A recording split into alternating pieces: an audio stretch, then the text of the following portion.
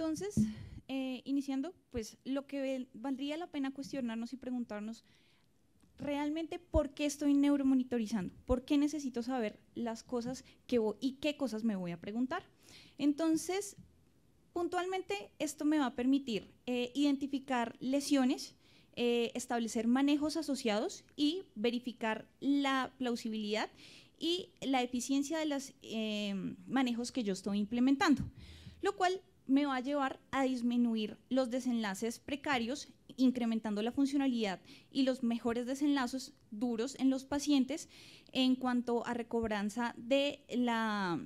funcionalidad, entendiendo que las unidades de cuidado intensivo neurológicas no son unidades para producir pacientes en estado vegetativo persistente. Pero ¿qué estoy monitorizando? ¿Qué es lo que realmente estoy buscando? Y pues hay que decir que lo que yo estoy tratando de identificar es la presión de perfusión cerebral, pero más allá que decir que es una relación entre la presión arterial media y la presión intracraneana,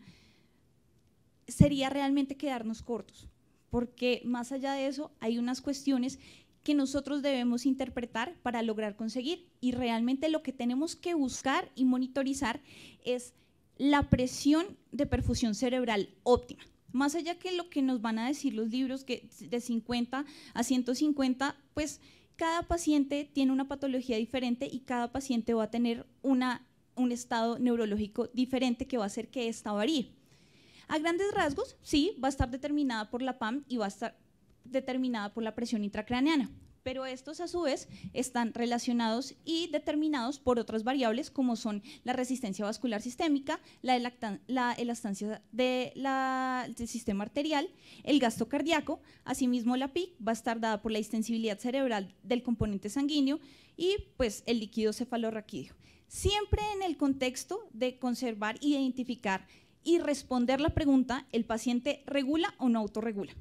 Entonces, esta adicionalmente también va a estar determinada por otros factores, como pueden ser factores químicos, metabólicos, físicos propios de la patología o pues del estado del paciente. Y pues es esto lo que tenemos que tratar de buscar y encontrar. Primero, tenemos que ser claros que el neuromonitoreo es algo que va a estar relacionado a los recursos y a los lugares donde nos encontremos cada uno de nosotros, pero el hecho de pensar que no tenemos ningún artefacto para monitorizar no quiere decir que no tengamos que hacerlo, porque lo primero con lo que tenemos que confiar y lo que tenemos que evaluar, desde luego, es una muy buena clínica, que sea fácil de interpretar y fácil para que pues, podamos acceder a desenlaces fácilmente para saber qué buscar y qué vamos a hacer. Yo les presento la escala FOUR, pero pues cada clínico está en condiciones de utilizar la escala que considere más adecuada y con la que mejor se sienta familiarizado. Las ventajas de esta es que nos permite evaluar la apertura palpebral, la respuesta motora, las respuestas de tallo y la respuesta respiratoria en contexto de pacientes que tengan alteración del estado de conciencia y que estén ventilados. Con lo cual, un clínico, un intensivista que no tenga recurso más que sí mismo,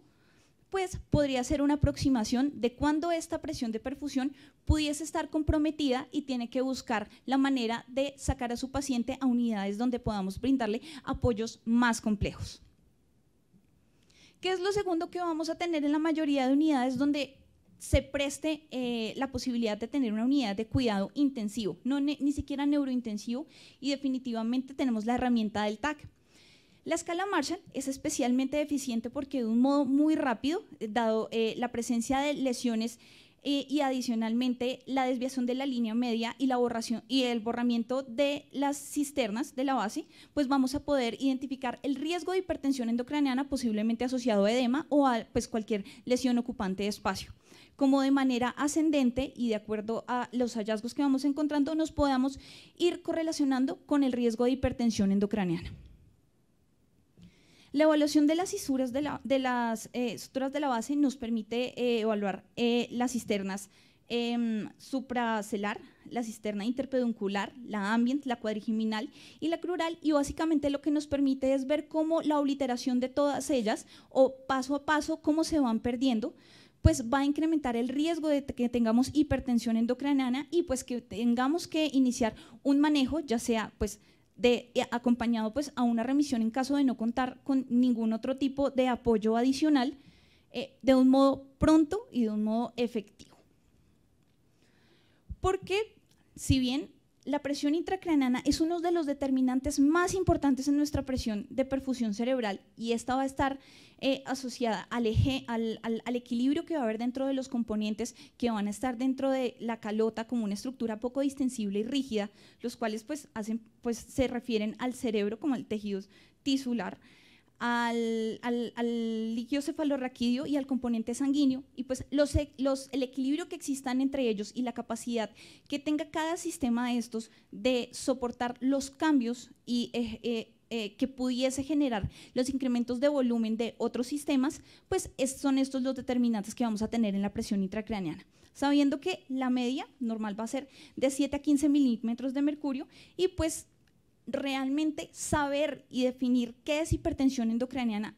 no ha sido posible en los estudios. Lo único que sabemos y que nos han demostrado a lo largo de la evidencia desde los años 70 más o menos es que con un incremento por encima de 20 milímetros de mercurio se va a incrementar la mortalidad y vamos a tener peores desenlaces. Punto. Pero un número no es suficiente. Lo que nosotros tenemos que hacer es hacer una adecuada identificación de la morfología de la presión que nos vamos a tener reportada, entendiendo que esta se refiere a la resistencia que va a tener la irrigación y la perfusión del cerebro y donde están pues exactamente chocando exactamente la presión a la que nos estamos refiriendo.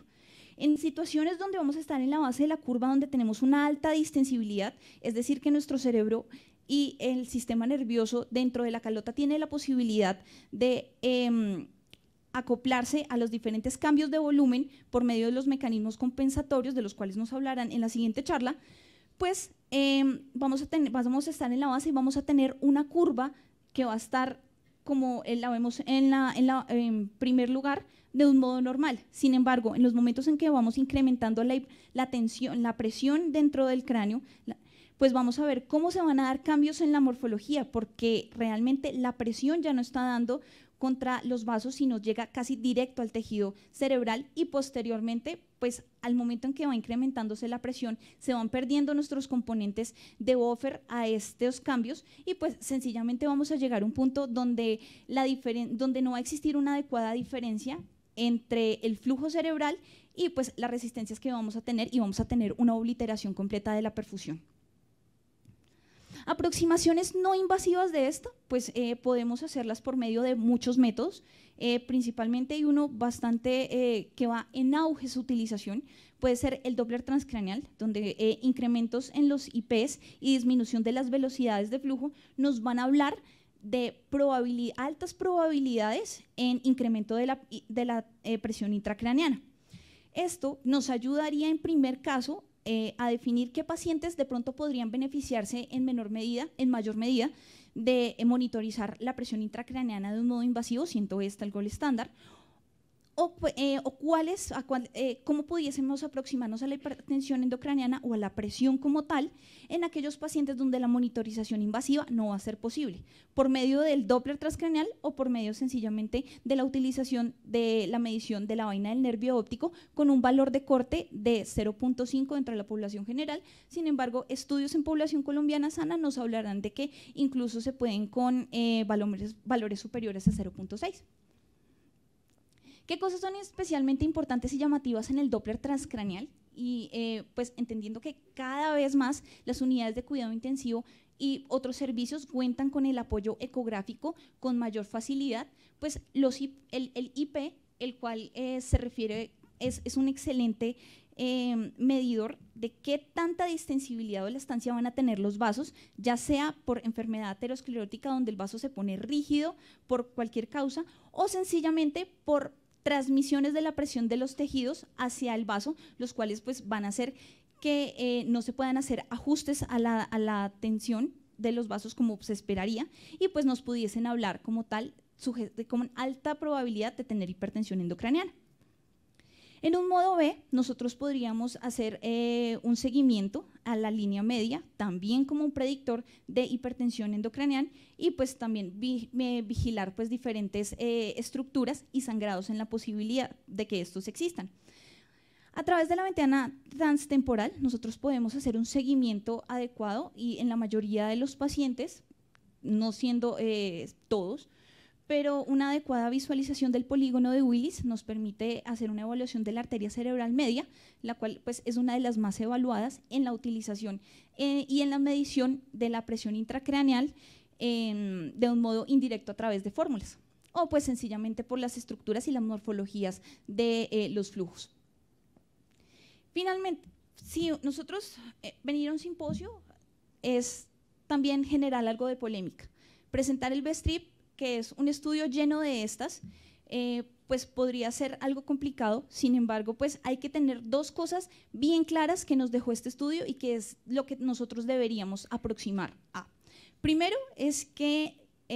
teniendo en cuenta que las dos cortes que se realizaron en países con un ingreso bajo que pudiesen ser parecidos a Colombia, pues realmente aquellos manejos que se guiaron solamente por la PIC versus aquellos manejos que se guiaron en una valoración clínica e imaginológica, pues no tuvieron cambios en los desenlaces fuertes en los pacientes. Conclusiones importantes de estas son dos, muy claras. Primero, que imaginológicamente y clínicamente podemos hacer un manejo adecuado. Cada quien debe utilizar las herramientas que conoce y las herramientas de las que dispone y se sienta cómodo. Y segundo es que quizás la presión intracraneana no es todo lo que deberíamos monitorizar, entendiendo que esta puede ser el resultado de eventos fisiopatológicos como pueden ser hipoxia, edema y demás, siendo esta el resultado y no más no la causa. Siendo intensivistas, lo que nosotros deberíamos pensar un poco más allá es qué es lo que está causando la hipertensión endocraniana al tiempo que la controlamos. Entonces, controlar causa y controlar diagnóstico sería lo ideal. ¿Por qué es importante la autorregulación? La autorregulación es un determinante fundamental de la presión de perfusión cerebral. Sin esta, los mecanismos de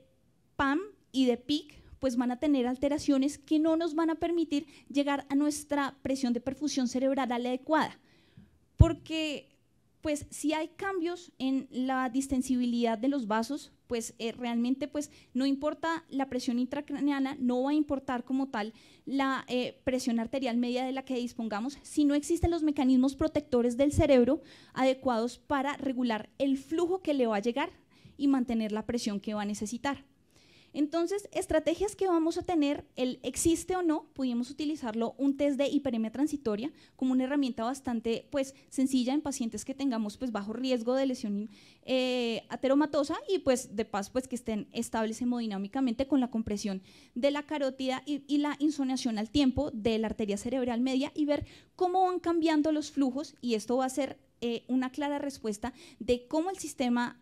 vascular se va a comportar de acuerdo a los cambios de flujo y de presión que nosotros estemos dando, para mantener el flujo cerebral y la presión lo más estable posible.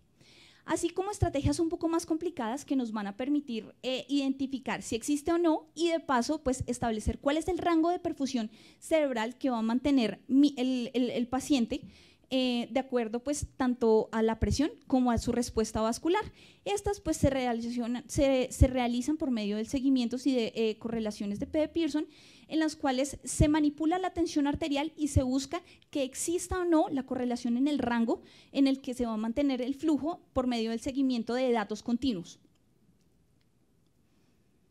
¿Por qué es importante mantener la autorregulación? Estudios que iniciaron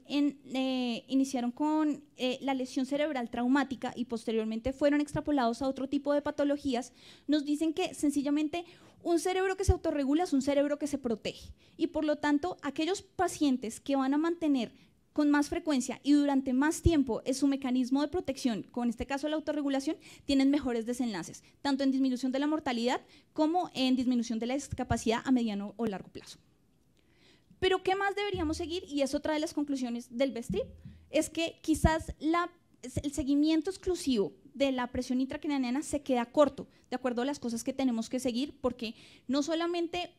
se puede presentar lesiones isquémicas y lesiones hipóxicas, incluso manteniendo una presión adecuada. y por lo tanto, ¿qué deberíamos buscar? Pues garantizar el flujo de oxígeno, la utilización del mismo y la difusión del mismo. Por lo tanto, el estudio VOS lo que nos habla es que aquellos pacientes, en pues, una corte que fue pequeña de 29 pacientes, finalmente, que a los que se les siguió, se les hicieron manejos de acuerdo a la presión intracraneana y a la PTO2 como un seguimiento de oxígeno tisular, pues tuvieron mejores desenlaces en disminución de la mortalidad y disminución de la discapacidad. Críticas que recibe continuamente, pues es que realmente sus hallazgos no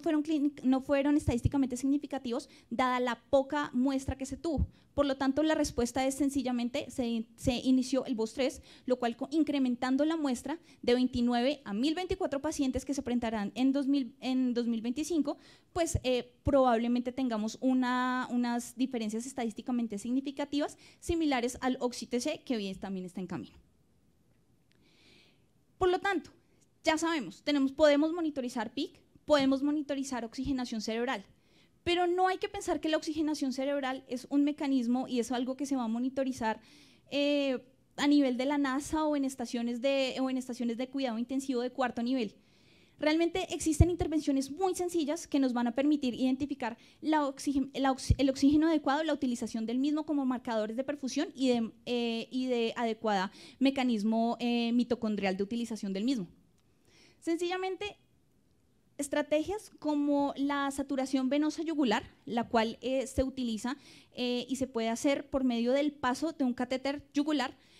ascendente hacia la posición, hasta que va a ir hasta el agujero rasgado, donde va a estar, y de la cual se pueden obtener mediciones a través de los gases arteriales. Se va a establecer la saturación como tal, el coeficiente de extracción de oxígeno, y lo cual pues, nos va a permitir saber que disminuciones de las saturaciones menores a 50 o mayores a 70 nos van a hablar de alteraciones en la perfusión o disminución como tal de la oxigenación o de la utilización del oxígeno por parte de las mitocondrias. Estudios clásicos nos hablan que episodios donde se presenta desaturación y incluso ascendentemente en la cantidad de tiempo y en la cantidad de estas, pues vamos a tener peores desenlaces en cuanto a mortalidad y de discapacidad. Otras intervenciones que ya son un poco más complejas, de acuerdo a estudios del doctor Godoy, realmente solamente el 8% de las instituciones en países en vías de desarrollo utilizan la PTO2 y solamente el 3% de estas pues lo utilizan como una estrategia de monitoreo habitual. El reporte de esta se va a correlacionar con la PA2 tisular y la meta que debemos mantener es 20. La espectrometría de infrarrojo cercano, también conocido como NIRS, nos habla de la saturación regional de oxígeno y lo que nos permite identificar básicamente es asimetrías entre los flujos de cada hemisferio, los cuales tenemos que estar pendientes, que pueden ser signos de isquema regional, vasoespasmo, por ejemplo, búsqueda de disminución de la saturación o disminución del 20% del basal, nos va a hablar de que el paciente probablemente esté presentando hipoxia. Metabolismo aeróbico, anaeróbico, tampoco es nada increíble, tampoco es nada que tengamos que hacer en estructuras de cuarto nivel. Sencillamente nuestro catéter de la vena yugular ascendente, el catéter ascendente de la yugular, nos va a hablar de que metabolismo aeróbico o anaeróbico con deltas de CO2 mayores a 10 como marcadores de adecuada flujo y adecuada perfusión cerebral. Por lo tanto, podemos decir sencillamente que la presión de perfusión cerebral es igual a la PAN menos la PIC. No, definitivamente no. Hay una cantidad de metabolismo, física, química que está detrás de esto y es lo que nosotros tenemos que tratar de asegurar del método más sencillo, más rápido posible, de mejor interpretación. Por eso, no nos tenemos que variar, no nos tenemos que quedar en la visualización de un solo método, tenemos que utilizar todo lo que esté disponible para nosotros, desde el mayor al menor grado de complejidad que dispongamos, y entender que el cerebro no es solamente una bóveda rígida lejos del resto de los componentes sistémicos, sino que va a estar de acuerdo a los mismos, y pues el manejo que nosotros le demos a este tipo de lesiones va a tener repercusiones tanto metabólicas y los problemas metabólicos que nosotros no resolvamos o de perfusión sistémica pues van a afectar también al cerebro. Dentro de las conclusiones, pues neuromonitoreo vamos a tener para todos los gustos y todos los presupuestos, desde la completa lejanía, siempre vamos a contar con un examen físico y lo que podamos hacer nosotros mismos, hasta las unidades de neurocuidado intensivo de 4º nivel. Diferentes mecanismos de lesiones van a requerir diferentes herramientas de monitoreo y no va a existir un solo parámetro ideal. Necesitamos, para tomar decisiones que sean consensuadas y exitosas, la visualización y la utilización de varias herramientas. Adicionalmente, pues monitorizar, si no se hace nada con lo que estoy monitorizando, no va a servir para nada. Y pues mi mamá dice que muchas veces no es la utilización, no es que uno utilice o tenga muchas cosas, sino que lo que utilice lo sepa usar. ¿Listo? Muchas gracias.